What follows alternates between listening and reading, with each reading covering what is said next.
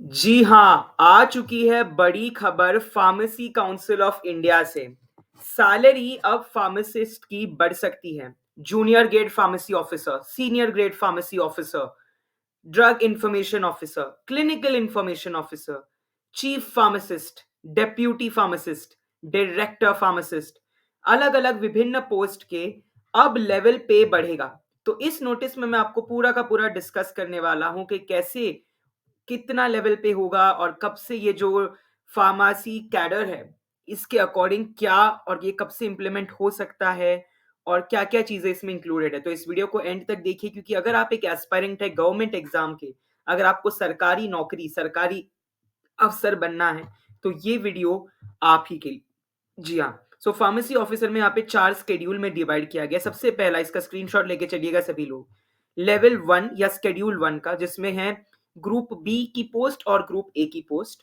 Group B में शुरू होती है level 7 pharmacy officer followed by level 8, group B senior pharmacy officer followed by level 9 assistant chief pharmacist officer followed by level 10 group A chief pharmacy officer followed by level 11 district pharmacy officer and group A to level 12 joint director pharmacy.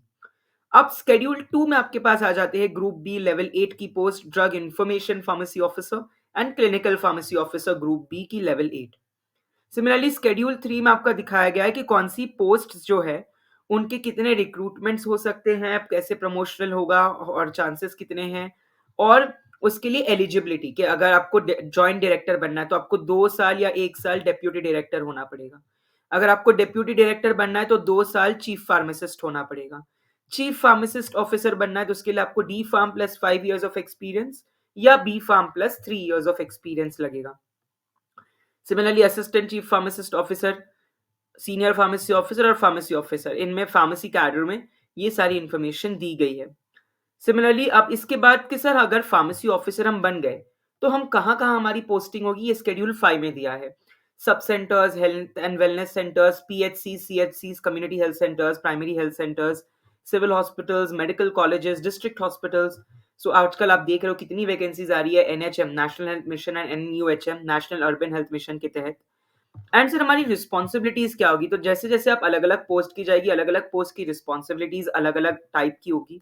किसी में आपको inventory manage करना है, drug stock manage करना है, check medical devices drugs are available, उनका dead stock, उनके consumables, medical adverse drug events reporting, hospital formulary का ध्यान रखना है।